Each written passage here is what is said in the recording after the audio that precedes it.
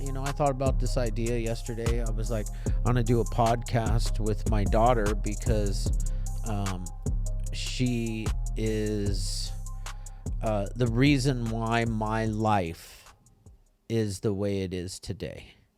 Had she not been born, I'm not sure that I would have ever gotten clean and sober. Or be alive.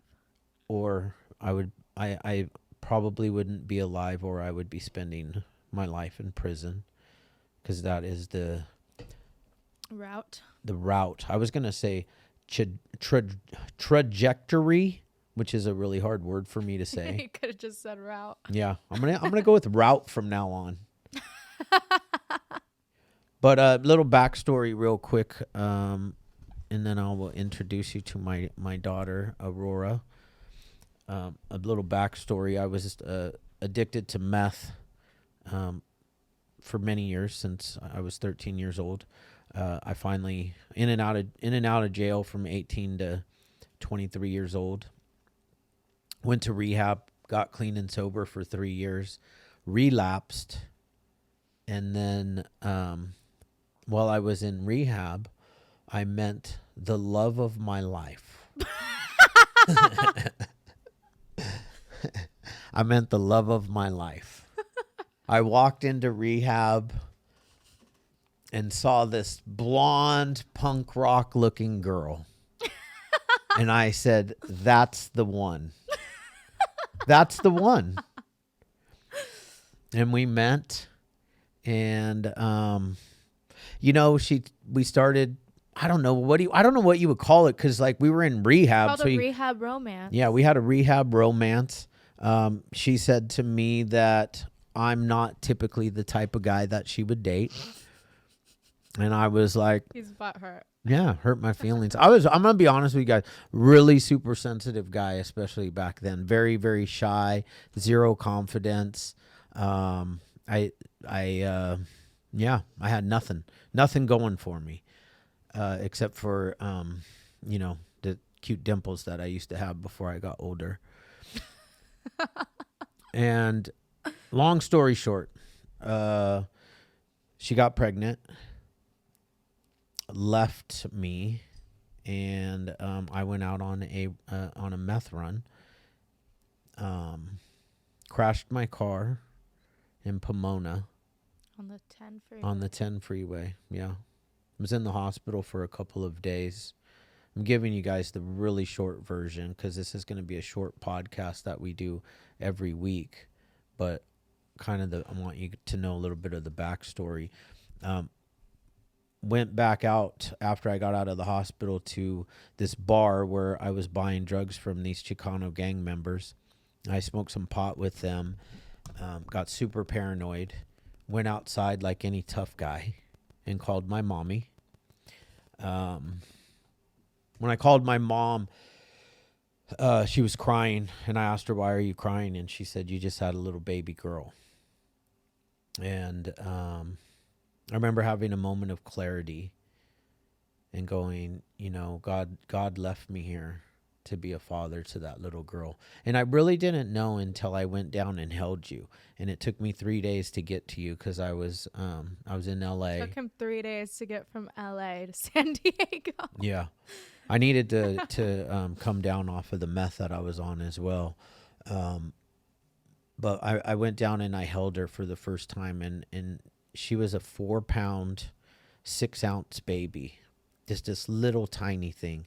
And I remember looking into her eyes, and I knew that God had left me here to be a father to her, and to help other people that suffer with the same thing that I suffer from. This thing in between my ears that causes the symptom of substance use, to cope with the insanity that goes on in between my head. So that started our life together. Shortly after that, at 36 days old, I had full custody of you. Was it 36 days? You were 36 days old when I 32 when you were dropped into a swimming pool. Yes. And she didn't even try to grab me out. Yeah. Obviously, I don't remember. I don't remember my mom at all. I don't remember how old I was the last time I had seen her at that age. How old was I? Like probably 6. 6? I don't know, maybe 3. I did not I see don't her really at 6. remember. I would remember that. It was definitely before you and Kelly got married.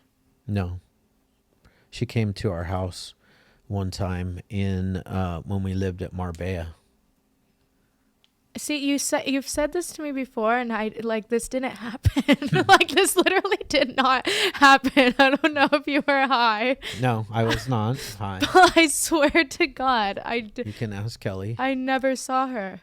You did. No, I did. I was like 8 years old at that. I was 9. It's very possible that you just don't remember it. It's definitely possible. I'm telling you, like it didn't. Like I don't think that happened. Yeah, it did. But we don't need to argue about that.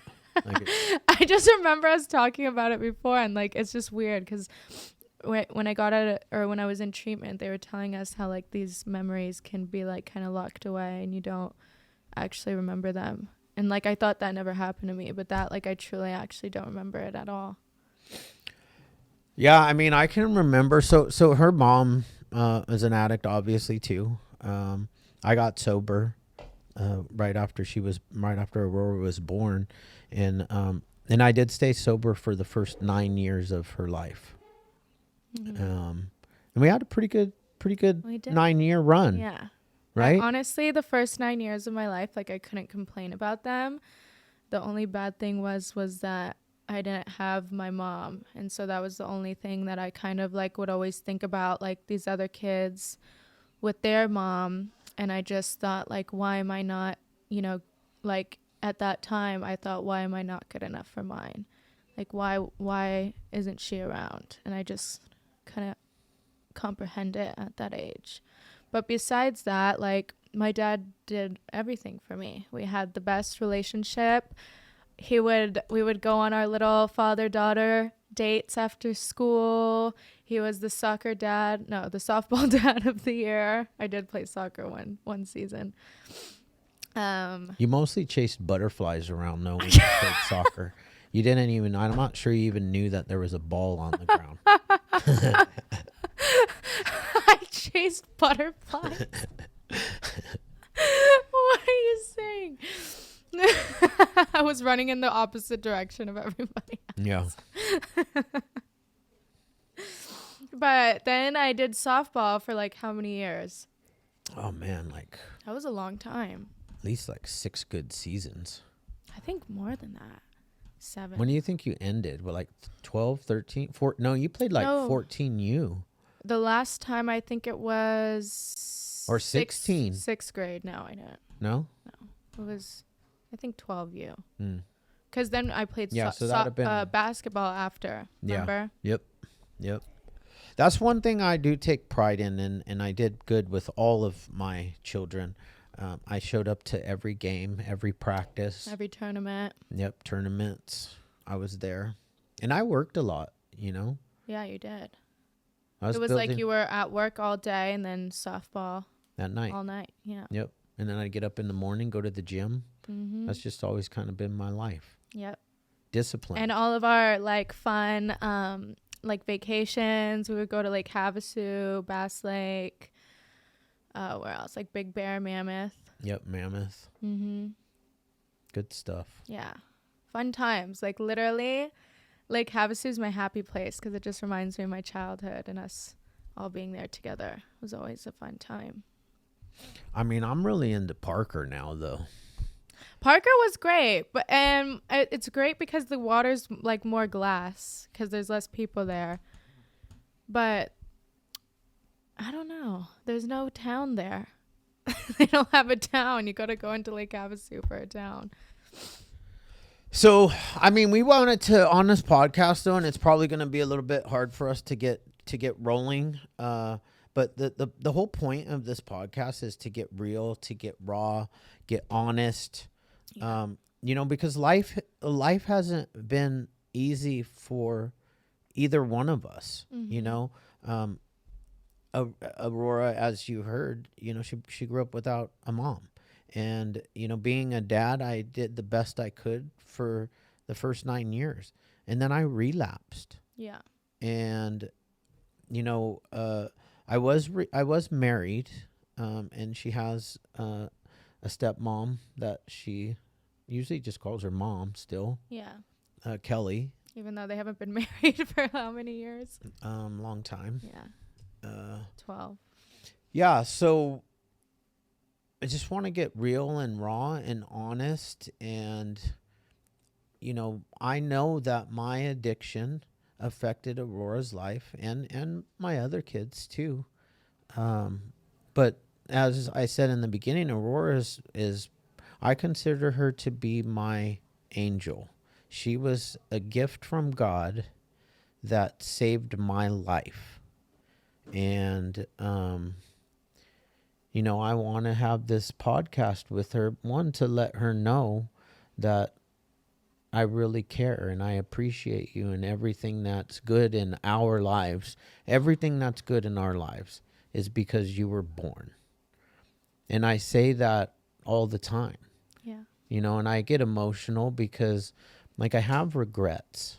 One of my biggest regrets, and I probably never said this to you, was the fact that I relapsed the day you were supposed to go into high school. Yeah. And I ruined your whole entire high school years. Like, I wasn't there. Yeah. Yeah. I ended up dropping out of high school, I think, before I even turned 16. It was just, I don't know, it was just too hard to go. And it wasn't like I had somebody like forcing me to go. So I didn't really like school. But I also feel like, everything happens for a reason. And my story just wasn't supposed to be, like Cooper's or Dakota's or Savannah's. It was supposed to be different. And that's just how life rolls. I mean, it was a lot different. And I think a good spot to start is, yeah, you had a pretty normal childhood up until you were about 9 or 10, about 10, probably 11, before you started to realize that I was having some issues again. Yeah. Kelly did a pretty decent job at hiding some of that stuff from you guys for a while. Yeah. Maybe not the older girls because, I was a little crazy. I get crazy. Yeah, he gets crazy. Like cuckoo for Cocoa Puffs. Yeah, like on another planet. Like, He just isn't there anymore. Yeah. You're just literally not there. It's like something else like takes over. Yep. It's pretty gnarly. Yeah. I go straight, I get meth-induced psychosis. I don't eat. I can't stop. I'm powerless. Yep. And, it started with her not having a mom. There's already that, right? And then, I have regrets of abandoning you and making you feel more abandoned than you already felt. Yeah. So I'm sorry that happened. Thanks, Dad. I think yours hurt worse than my mom's. For sure. Because I didn't know her at all. But it's like you were my best friend always. Yep. And I loved you so much, and it was painful for me to watch you go through that, because just like Grandpa would always say, he was scared to go to the house because he didn't know if you were going to be dead or alive. And I always had that same feeling too coming home, because I remember one time I was still in school and I walked home from school. I think I left early or something, and I walked into the house and you were just laying on the stairs, and I thought my heart literally dropped into my stomach. I thought you were fucking dead, and I was ran up to you and was like, Dad, and thank God you had just fallen asleep on the stairs, and it wasn't worse than that. But I kind of it was weird when I was in treatment. I don't usually really have dreams, and I don't know if it's just maybe because I'm was fully sober in there, but I just kept having these dreams that you were relapsing in my dreams. And it was it was really hard for me, because in my dreams it's it's just like how I described, like you weren't there anymore. Like it wasn't you. It was like something had taken over. But I remember one of these dreams, like you were in that state of mind, like you just weren't there. And then I had fallen into like a pool, like this dirty, like abandoned pool. And then I just remember seeing your face as I'm falling in, and you completely snapped out of it and jumped in and saved me from this pool.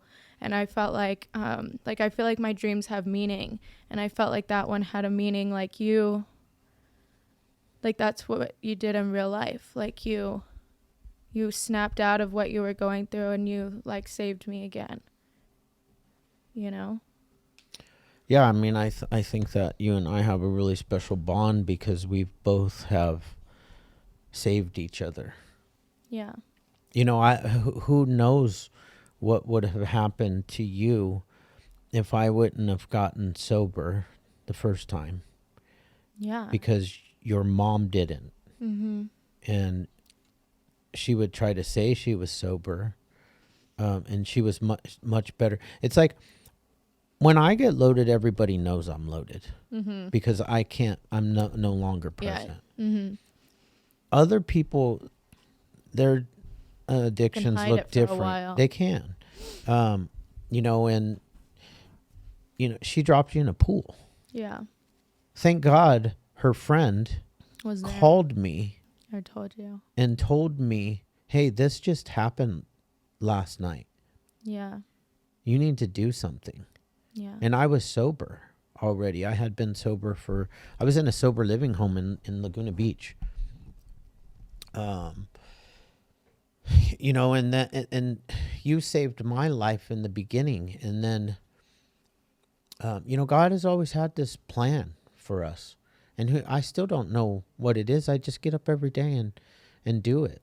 Yeah. And I don't want us to go too deep into stuff on episode 1, because I want these are going to be shorter podcasts dropped once a week. Yeah. I think we should do like stories each week. Like, okay, this story. It's good. Yeah. And just go into that, like each story. Yeah. You know, our own stories. You need to take some notes. I've been taking notes. You need to bring your I left my notebook here. I hope nobody went through it. I think it's just in my. Okay, good. I'm not nosy. I hate to read, not. so ain't gonna be me. You know who is nosy though? Emily. Is she? Oh yeah. I'm not leaving my notebook around you. I'm just kidding. Yeah, so that sounds like a good plan. That's our plan. Yeah. I mean, you guys can already see just from this little bit of interaction, one, our bond, and two, that like we all get dealt a hand. Yeah. And you can either be a victim or you can be victorious with that hand. Yeah. I was just talking about like grandma and grandpa with it, because they were like, grandpa was like, you probably had the worst story out of anybody in Kentucky. And I was like, you know, I didn't think that at first, because I always minimize my story. But then once I started hearing everybody, and not to like minimize anybody else's story, I was like, damn, you know, I actually did get it like pretty wild, you know. But like I've always had this mindset of like, just it happens for a reason, and like those were the trials and tribulations I was supposed to go through. Like that's just like life. It made me who I am today. Yeah. You know? And you know, how do I like say this? So like when Aurora was born, I was broke, poor. Mm-hmm. I had $0 in the bank. Literally. I had nothing. Yeah. During the first 9 years of her life, we built a pretty amazing life. Mm-hmm. And so the cards, I mean, we didn't have to really worry about money a lot, because, you know, I worked hard and did this, but There's so many other things Yeah. that happened Yeah. And in that's your why I life always that hate, like, you know, people always have to say stuff about money and like privilege, but like they don't actually know. everybody can have money and privilege if they work hard. Everybody can have that. Because I had nothing. We had nothing. The day you were born, I actually owed the bank, I think, somewhere between $50 and $250, because back in those days, I'm going to tell you guys, back in those days, you could get a little envelope by the ATM machine, take it out, write on there, I just put $200 cash in, or a check for $200 in, put it into the machine, and then you could pull that money out. Even though, and I wouldn't put anything in the envelope. So, and then you would go back to the bank and be like, "Oh my God, sorry, I forgot to put the check in. Here it is." Anyways, I had a negative bank account, and I think that the everybody has their own story, and it's up to you to do something with it. Mm-hmm. Yep. And Everybody always tells me my story will save lives. Help people. Yeah. I mean, that's really like the purpose of this podcast, because at this one, I'm hoping that, you know, it helps people out there too, but it helps our relationship. Yeah. And 3, maybe there's another father, daughter, mother, son, whatever the combination is, who has been through something similar together. Yeah. Because, you know, I'm going to leave you guys with this before next week's story, is the fact that, you know, when I relapsed, when she was in high school, I would have massive amounts of drugs in my house. And I know that she stole them. I also know that she got into my checkbooks, wrote checks, took money. A lot of stuff that happened, you know, and one of your friends saw me at the bank one day when I was going to put the check in. And you know, like I said, though, I have regrets. I have, you know, I exposed her to things that a 14 to 17, nobody should actually be exposed to. Yeah. Not normal behaviors. And yeah. And we'll deep dive into that. So keep watching, keep chiming in. Is that the word, chiming in? I don't know. Tuning in. Yeah, keep tuning in. Chiming in is when you when you chirp at people. Why are you chiming in on me? Tune in so you can really get the raw, real experience of our lives, because things got crazy. But it got us to where we are now, both sober, both in recovery. And I think this will help, you know, even if there's a daughter or son out there whose parent is still struggling, hopefully this podcast can give them hope. Yeah. That one day that their parent will also get clean and sober. Yep. Cool. Yep. Oh, and don't forget to hit the subscribe button. Just hit the subscribe button, okay? All right.